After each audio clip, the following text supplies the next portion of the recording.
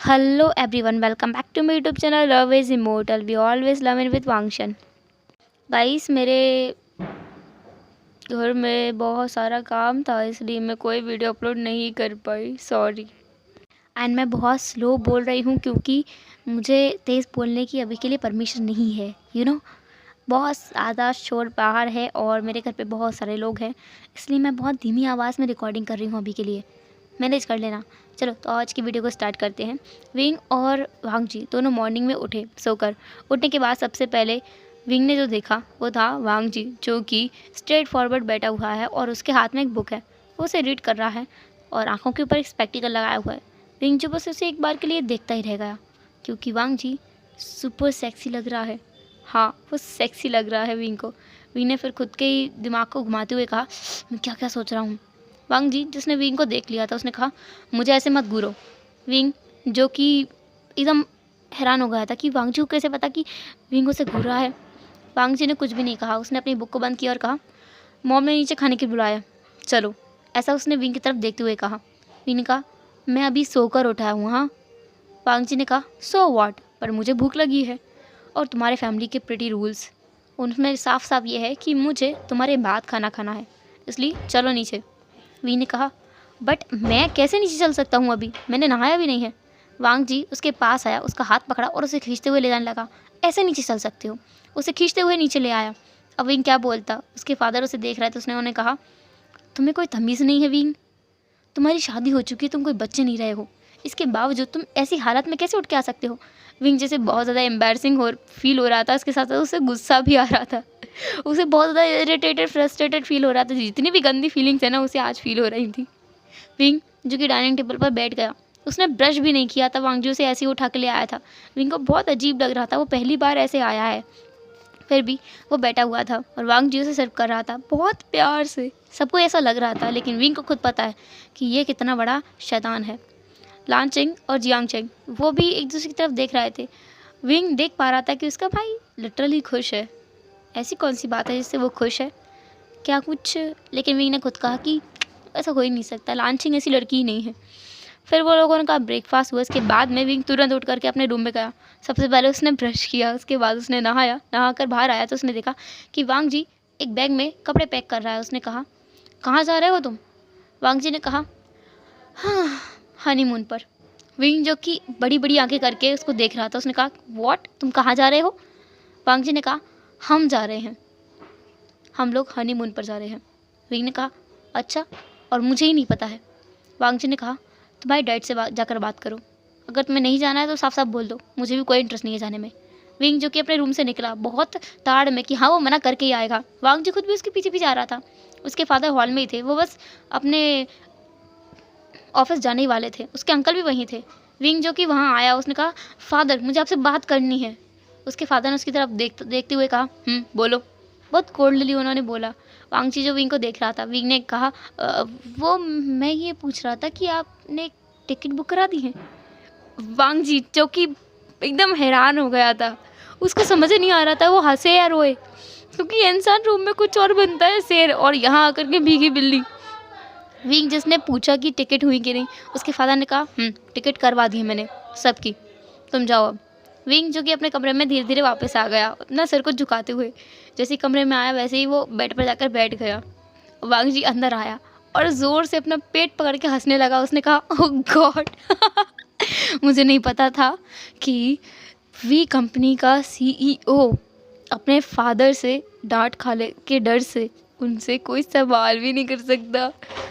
तुमसे अच्छा तो मैं हूँ, मैं कम से कम अपने फादर से डायरेक्ट जाकर बोल तो देता हूँ जो मुझे चाहिए। तुम्हें देखो। पी ने कहा, ऐसी बात है तो शादी के लिए क्यों नहीं मना किया। वांग जी ने कहा, मेरे भाई को तुम्हारी बहन पसंद थी, इसलिए मैंने मना नहीं किया। मैं मना करता तो शायद सबकी शादी टूट जाती। मुझे नहीं लगता कि मेरे मना करने के बाद तुम लोग मेरे भाई से रिश्ता जोड़ पाते। विंग ने अपना सर बस नीचे झुका लिया, क्योंकि उसे भी ये बात पता है, उसने भी तो इसलिए शादी की है। फिर उसने कुछ नहीं कहा, उसने बस खड़ा हुआ, अपना बैग उठाया और पैक करने लगा। वांग जी ने कहा, तो क्या चल रहे हो तुम मेरे साथ।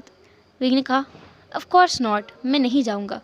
वांग जी ने कहा, मुझे भी कोई शौक नहीं है, सुनो मेरे पास एक प्लान है। विंग ने वांग जी की तरफ देखा। वांग जी ने कहा, हम लोग सिंपली एक काम करते हैं, ये हनीमून पूरा एक ट्रिप 1 हफ्ते का है, तो हम लोग एक साथ यहाँ से जाते हैं, इसके बाद में अपने अपने अपने रास्ते चले जाएंगे और आते हुए भी हम जगह डिसाइड कर लेते हैं कि हम मिलेंगे कहाँ। वी ने कहा नंबर एक्सचेंज कर सकते हो, मैं इतना भी बुरा नहीं हूँ। वांग जी ने कहा मैं ये बात नहीं कह रहा हूँ, मैं बस बता रहा था। खैर नंबर चेंज कर लेते हैं। विंग और वांग जी ने एक दूसरे का नंबर चेंज किया। चेंज करने के बाद में उन्होंने अपना बैग पैक किया। वो सब लोग नीचे आ गए थे, मतलब वो दोनों नीचे आ गए थे। नीचे ऑलरेडी वहाँ पर लानचिंग और जियांगचेंग खड़े हुए थे। साथ ही साथ वहाँ पर सरप्राइजिंगली उसकी जो सिजियाँ हैं जियांग यानली और लान सिचन वो भी खड़े हुए थे। वी ने कहा ब्रदर इन लॉ सिजे आप दोनों? उसके फादर ने गला साफ करते हुए कहा मैं भी हूँ। वहाँ पर लान कुरन भी था जो कि थोड़ा जोक करने की कोशिश कर रहा था। विंग ने कहा आपका स्वागत है, ऐसा बोलकर उसने बो किया बहुत रिस्पेक्टफुली। उसे लगता है कि जियांगचेंग ने ये रिचुअल पहले ही कर लिया है। लान कुरन ने कहा ये लोग भी तुम्हारे साथ जाएंगे। विंग जिसका पूरा फेस उतर गया था कि अब वो क्या बोलेगा, उसके सिबलिंग्स उसके साथ जा रहे हैं, मतलब लानचिंग और लान सेचन भी जाएंगे, तो वो अलग कैसे होगा वांग जी से। विंग जिसने ये सब चीज़ें अपने फेस पर बिल्कुल नहीं आने दी, उसने कहा ओके। इसके बाद में वो तीनों एक ही कार में निकले। एक बहुत बड़ी सी कार थी जिसमें वो तीनों निकले और वो तीनों डायरेक्ट एयरपोर्ट पर आए थे। एयरपोर्ट पर आने के बाद में वांग जी जिसने पहले बोलने की शुरुआत की, उसने अपने भाई और बहन की तरफ देखा और कहा लिसन मैं इसके साथ नहीं जा रहा हूँ, ओके मैं अपने रास्ते जा रहा हूँ एंड रिटर्न में 7 दिन बाद मैं आप लोगों को यहीं एयरपोर्ट पर मिलूँगा। लानचिंग ने कहा ओके ठीक है तुम जाओ। लानचिंग ने कहा ऑल राइट। विंग जो कि उन्हें देख रहा था, जियांगचेंग खुद भी हैरान था कि क्या इन्हें बिल्कुल भी चिंता नहीं अपने भाई की, इन लोगों ने तो ऐसे ही बोल दिया कि जाओ। विंग ने कहा तुम लोगों को चिंता नहीं हो रही इसकी? लानचिंग ने कहा क्या आप चाहते हैं कि वो आपके साथ आए? विंग ने कहा नहीं नहीं ऐसी कोई बात नहीं है, और वैसे भी मैं भी नहीं जा रहा हूँ कहीं, मुझे यहीं पर कुछ काम है तो मैं भी नहीं जाऊँगा। विंग और वांग जी वहीं रुक गए थे। इसके बाद में उन्होंने अलग अलग कार ली क्योंकि उन्होंने कार बुला ली थी अपने अपने असिस्टेंट से बोलकर।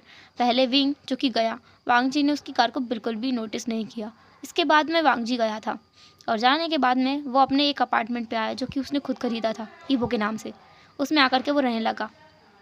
इस एक हफ्ते में सब कुछ नॉर्मल ही गया। वांग जी जो कि वो बनकर जाता था, अपनी रिकॉर्डिंग्स करता था, घर आता था, खाना बनाता था, खाता था, मस्ती करता था, कभी कभी अपने दोस्तों से बातें करता था, उनको घर बुलाता था, उनके साथ चिल करता था। दूसरा विंग जो कि बहुत ज़्यादा काम में व्यस्त था, वो जान बन के भी काम कर रहा था और विंग बन के भी वो अलग तरीके से जो उसके काम है ना, अलग तरीके से मतलब उसके बिजनेस से रिलेटेड जो फाइल्स वगैरह हैं वो उनको ऑलरेडी चेक करके रखता जा रहा था, ये अगर वो उसको कभी फ्री टाइम की ज़रूरत पड़े तो वो तुरंत निकाल सके।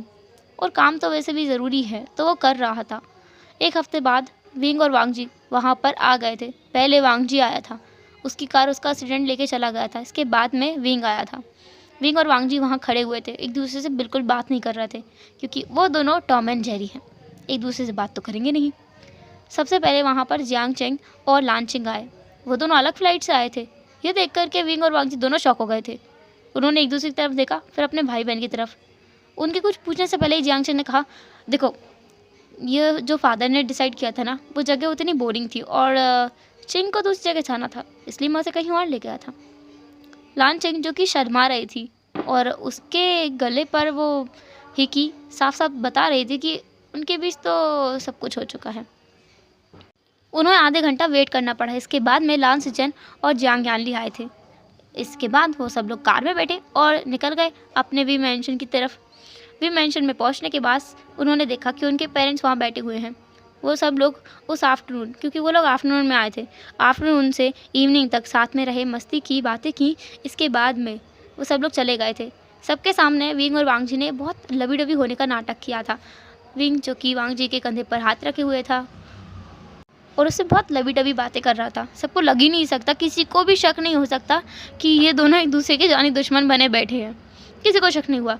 सब लोगों का जब सब कुछ हो गया, बातें हो गई, सब लोग घर चले गए, मतलब कि लान कुरैन, लान ई, जियांग यानली, इसके साथ साथ लान सिचन, ये लोग घर चले गए थे। बाकी सब लोग अपने अपने कमरे में गए।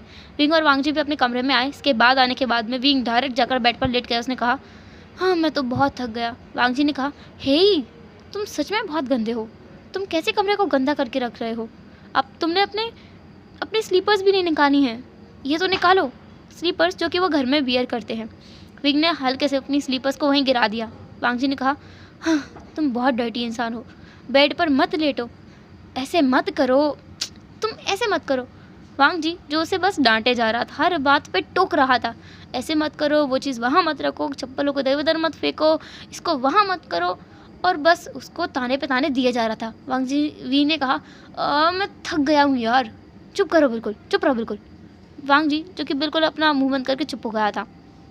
फिर वांग जी ने कहा, यहाँ से हट जाओ, मुझे यहाँ सोना है, मुझे थकान हो रही है। वांग जी जो कि फ्रेश होकर आ गया था, उसको सुनाते सुनाते ही वो फ्रेश होकर भी आ गया था। विंग जो कि बहुत स्लीपी फील कर रहा था, वो अपने बेड से उठा और बिना किसी बहस के काउच पर जा कर के लेट गया और कुछ देर में सो भी गया। वांग जी ने विंग को देखा, विंग की तरफ देखा, खुद से कहा, हाँ खैर ये इतना भी बुरा नहीं है। इसके बाद वो बेड पर आया और वो भी लेट गया और सो गया। वो दोनों एक बार सोए तो डायरेक्ट अगली मॉर्निंग को उठे। उन्होंने रात का डिनर भी नहीं किया था। उठने के बाद से ही वांग जी को बहुत ज़ोरों की भूख लग रही थी। वो सुबह 4 बजे उठ गया था। विंग जो कि अभी भी घोड़े बेचकर सो रहा था। वांग जी विंग के पास गए, उसको हिलाते हुए कहा, हे उठो, उठो ना, उठो विंग, उठो, ये वुजियान उठो। लेकिन विंग जो उठने का नाम ही नहीं ले रहा था। वांग जी ने एक चाय किया, वहीं से एक पानी का जग उठाया, थोड़ा सा पानी अपने हाथ में लिया और विंग के ऊपर मार दिया। लेकिन विंग जो कि एकदम उठ के बैठ गया। उसने कहा, हाँ ये क्या हुआ। विंग जो कि वांग जी को हैरानी में देख रहा था, वो एकदम डर गया था, एकदम से घबरा गया था। वांग जी ने कहा, मुझे बहुत भूख लगी है। विंग ने कहा, तो तुम मेरे ऊपर पानी डालोगे। वांग जी ने कहा, मुझे तुम्हारी किस्म का कुछ भी नहीं पता है, मैं तुम पे पानी डाल रहा था क्योंकि मैं तुम्हें उठा रहा था इतनी देर से। तुम कैसे सोते हो घोड़े बेचकर, उठते भी नहीं हो उठाने पर। विंग ने कहा, मैं थका हुआ था इसलिए। फिर विंग ने वांग जी को देखा जो कि सच में उसकी बहुत बुरी हालत लग रही थी भूख के मारे। विंग ने कहा, ठीक है चलो, वैसे भी मुझे भी भूख लगी है। वो दोनों चुपके से रूम से बाहर निकल के आए और किचन की तरफ चले गए। किचन में विंग और वांग जी थे। विंग जो कि चारों तरफ देख रहा था कि उसे कुछ मिले, क्योंकि विंग को खाना बनाना नहीं आता। वांग जी ने कहा, क्या हुआ, कुछ दो ना। विंग जो कि अपने बालों को खुजाते हुए बोला, दे तो देता मैं, मुझे खाना बनाना नहीं आता। वांग जी ने अपने सिर को हिट करते हुए कहा, किससे पाला पड़ा है मेरा। ठीक है, मुझे सामान बताओ कहाँ क्या रखा है। विंग ने कहा, मुझे सामान का भी नहीं पता, मैं किचन में पहली बार आया हूँ। वांग जी ने उसको शॉकिंगली देखा और कहा, पहली बार, तुम्हें पता है मेरे भाई को कुकिंग आती है। विंग ने हैरानी में वांग जी को देखा और कहा, व्हाट, सचिन को कुकिंग भी आती है। वांग जी ने कहा, ऑफ कोर्स आती है, हमारे घर में कोई भी ऐसा नहीं जिसको कुकिंग ना आती हो, क्योंकि ज़रूरत तो हर किसी को पड़ सकती है ना। हाँ, मुझे ढूंढना पड़ेगा, हटो यहाँ से। ऐसा कहकर उसने विंग को थोड़ा सा धक्का दिया। विंग जो कि वहीं डोर के पास जाकर के थोड़ा लीन होकर खड़ा हो गया था और वो वांग जी को देख रहा था। वांग जी जो कि सामानों को उठा उठा के देख रहा था, सारे बॉक्स को चेक कर रहा था, डिब्बों को देख रहा था और फाइनली उसे कुछ सामान मिला था जिससे कि वो नूडल्स बना रहा था और विंग उसे देख रहा था। विंग को वांग जी बहुत ज़्यादा ही अट्रैक्टिव लग रहा था इस टाइम पे। विंग का मन कर रहा था वो वांग जी को पीछे से जाके हक कर ले। विंग अपने ख्यालों में इतना खो गया कि उसे ये भी एहसास नहीं हुआ कि वो वांग जी के बारे में सोच रहा है और क्या सोच रहा है। विंग सोच रहा था कि वो वांग जी को पीछे से जाकर हक करे, उसके नेक पर एक किस करे, उसके ईयर पर बाइट करे। तभी उसे बर्तन गिरने की आवाज़ आई और वो अपने होश में आया। उसने आगे की तरफ देखा, सामने वांग जी था जिसके हाथ से एक प्लेट गिर गई थी और वो टूट गई थी। विंग ने उसे देखा और कहा, ओह शिट, ये मॉम का बहुत ज़्यादा फेवरेट सेट था, तुमने तोड़ दिया। वांग जी जिसने विंग की तरफ देखा और कहा, ओ गॉड विंग, तुमने ये क्या किया, तुम्हें किचन में नहीं आना चाहिए था, तुम किचन में कभी नहीं आए हो, आपको नहीं आना चाहिए था, आपने ये तोड़ दिया, आपको पता है ये मॉम का फेवरेट सेट था, उन्हें गुस्सा आएगा ना। विंग जो कि वांग जी की तरफ कन्फ्यूज़न में देख रहा था, लेकिन उसकी कन्फ्यूज़न कुछ ही देर में दूर हो गई क्योंकि किसी ने उसके कान को पकड़ा और कहा, तुमने ये क्या किया वी भूषण, तुमने मेरा प्यारा सेट तोड़ दिया, उसकी एक प्लेट खराब कर दिया तुमने, पूरा का पूरा सेट बर्बाद कर दिया तुमने। विंग जो कि अपनी माँ की तरफ देख रहा था और उसकी माँ के पीछे उसकी आंटी भी खड़ी थी और वो बस फंस गया था यहाँ पर क्योंकि अब उसकी आंटी और उसकी माँ उसे बिल्कुल नहीं छोड़ने वाली। वो उसका कान पकड़ के उसे ले गई थी। वांग जी जो उनके जाने के बाद में अपना पेट पकड़ के हंसी रोकने की कोशिश कर रहा था क्योंकि उसे बहुत ज़्यादा हंसी आ रही थी। उसने विंग को फंसा दिया था। कुछ देर पहले जब वांग जी के हाथ से वो प्लेट गिरी थी, वो प्लेट इसलिए गिरी थी क्योंकि उसने सामने से विंग की मदर को आते हुए देख लिया था। विंग की मदर का ध्यान अंदर किचन की तरफ नहीं था, लेकिन वांग जी ने उन्हें देख लिया था तो उसके हाथ से प्लेट गिर गई थी। तभी विंग उसके पास आया था ये देखने के लिए कि प्लेट कौन सी टूटी है। इसके बाद उसने देखा कि उसकी माँ तो यहीं आ गई, उन्होंने देख लिया है प्लेट टूट गई है, लेकिन किसने तोड़ी है ये नहीं देखा, तो उसने सारा इल्ज़ाम विंग के ऊपर डाल दिया।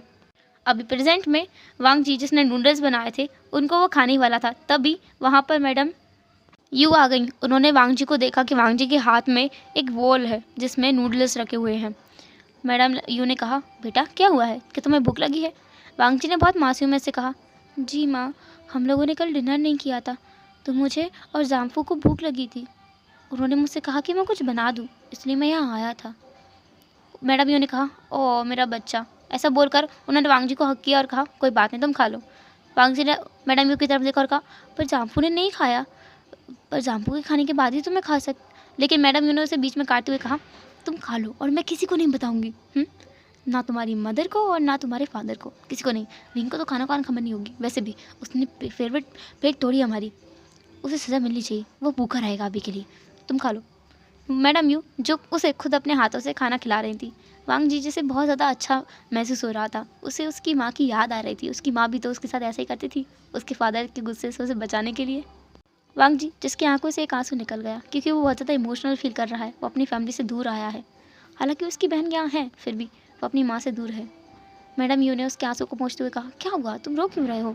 वांग जी ने कहा, कुछ भी नहीं, मुझे बस मेरी माँ की याद आ गई थी। मैडम यू ने कहा, कोई बात नहीं, यहाँ पर तो तुम्हारे पास दो माएँ हैं, दो पिता भी हैं, ठीक है। वांग जी ने बस स्माइल किया क्योंकि उसे पता है हाँ ये परिवार उसे उसकी फैमिली की तरह ही प्यार करता है, बस इस फैमिली में थोड़े से रूल्स ज़्यादा हैं। या कहो यहाँ पर कोई प्रोटेस्ट नहीं करता है जैसे वो लोग उनके घर पर प्रोटेस्ट करते हैं।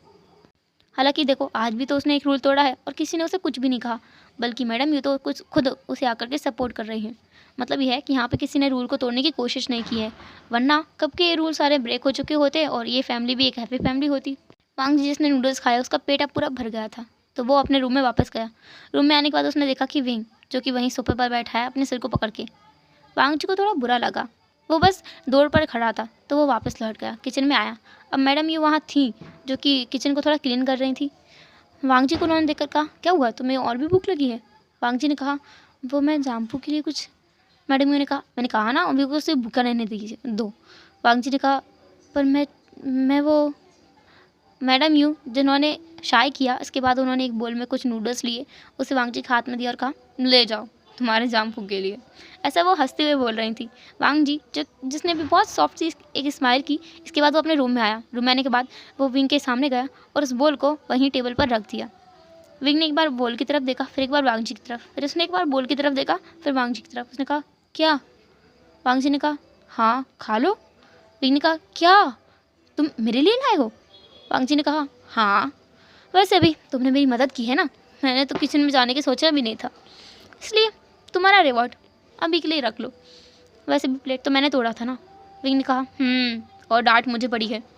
वांग जी जो देख पा रहा था कि विंग उसे बिल्कुल भी नहीं डांट रहा है विंग को फंसाने के लिए, तो वांग जी को थोड़ा अच्छा लगा। इसके बाद वो अपने वार्डरोब के पास गया, कुछ कपड़े निकाले और बाथरूम में चला गया।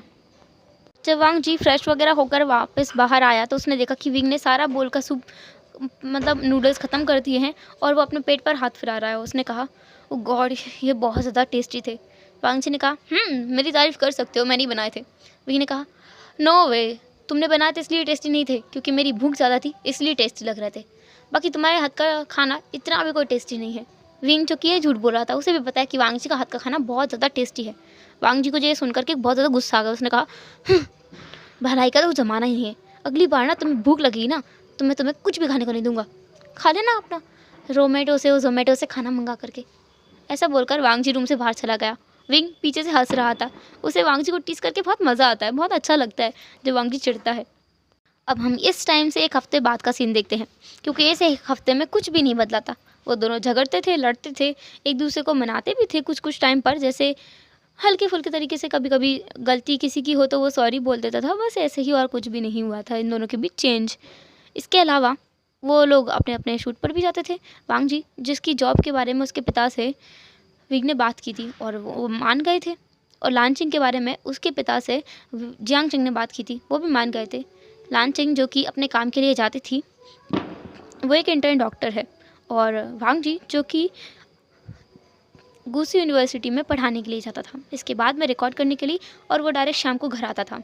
किसी को इस बात से बिल्कुल भी प्रॉब्लम नहीं थी। अब पिंग और वांग जी एक दूसरे को थोड़ा समझने लगे थे, फिर भी वो दोनों लड़ते रहते थे, झगड़ते रहते थे। फिर भी वांग जी ने डिसाइड किया था कि वो डिवोर्स तो लेकर रहेगा और किसी भी हाल में वो विंग को पता नहीं लगने देगा कि वही ईबो है। विंग जिसने कई बार ईबो से बात की थी जान बनकर, और ईबो भी उसे अच्छा खासा रिस्पॉन्स करता था, उससे काफ़ी सारी बातें करता था। रात को भी ईबो के साथ में वो ढेर सारी बातें करता था। विंग जो कि वांग जी के सोने के बाद में बालकनी में जा कर के बहुत सारे मैसेज करता था, और दूसरा वांग जी जो कि लाइट बंद होने के बाद में अपने ब्लैंकेट के अंदर घुस करके ईबो को जान को मैसेज करता था, उससे बातें करता था। आज उनके घर में एक फेस्टिवल है, इसके चलते उन लोगों को कहीं भी 2 दिन तक जाने की इजाज़त नहीं है, और इसी दिन में उनका लास्ट रिकॉर्डिंग होने वाला है। मतलब ईबो और जान के वॉइस रिकॉर्डिंग में उनको आज तो जाना ही पड़ेगा। इन 2 दिनों में उनका जाना बहुत ज़्यादा ज़रूरी है। लास्ट एपिसोड की रिकॉर्डिंग बहुत ज़्यादा ही ज़रूरी है, इसके बिना वो उनका पूरा काम ही ठप हो जाएगा। विंग जो कि कुछ ना कुछ बहाना लगा के बाहर जा रहा था। पहले दिन के लिए तो वो चला गया था, दूसरे उसे पता चला कि ईबो उस दिन के लिए नहीं आया था, उसका पूरा काम पेंडिंग में था। उसे नेक्स्ट डे तो आना ही आना पड़ेगा, वरना बहुत बुरा हो जाएगा। विंग खुद भी निकल नहीं पा रहा था क्योंकि आज उनके घर पे सारे गेस्ट आए हुए थे। उसके mother in law, father in law, उसके दोस्त, फ्रेंड्स सब लोग आए हुए थे। विंग जो कि अपने कमरे में था और वांग जी जो कमरे में नहीं था। विंग सोच रहा था कि वो क्या करे, कैसे जाए। फिर उसने अपने रूम से बाहर निकला। उसने सोचा कि वो जियांग चिंग से जाके बात करेगा। वो जियांग चिंग के कमरे के बाहर आया। वो नॉक करने वाला था, लेकिन उसने किसी की आवाज़ सुनी। उसने डोर को देखा तो वो डोर खुला हुआ था, तो विंग ने थोड़ा सा डोर खोला। आसपास बिल्कुल भी शोर न होने की वजह से अंदर की सारी बातें उसे सुनाई आ रही थी। उसने सुना कि उसकी जो सिस्टर इन लॉ है वो बोल रही है, तो तुम्हें बाहर जाना पड़ेगा, मैं इसमें कुछ नहीं कर सकती, तुम्हें पता है वो प्रोडक्शन नहीं रुक सकता, उसको आज रिकॉर्ड करना ही पड़ेगा। तभी वांग जी ने कहा, पर मैं कैसे जा सकता हूँ, सारा फंक्शन अरेंज्ड है, मैं विंग से बात कर चुका हूँ, मुझे कॉलेज जाने के लिए मना कर दिया गया है आज के लिए, मैं कैसे जाऊँ। लांचिंग ने कहा, देखो मैं समझ सकती हूँ, लेकिन तुम्हारा काम ज़रूरी है, तुमने इस मुकाम तक आने के लिए कितनी मेहनत की है, तुमने ईबो बनने के लिए कितनी मेहनत की है। वांग जी जिसने कहा, हाँ मैंने की है, लेकिन मैं क्या करूँ, अब मैं नहीं जा सकता ना बाहर। हेलो एवरीवन, तो कैसा रहा आज का पार्ट, जो भी हो जैसा भी कमेंट ज़रूर करना। एंड कल फिर मिलते हैं नेक्स्ट पार्ट में एक मसालेदार पार्ट के साथ में। तो चलो फिर मिलते हैं नेक्स्ट पार्ट में, तब तक के लिए tata, take care, bye bye, अपना ख्याल रखना।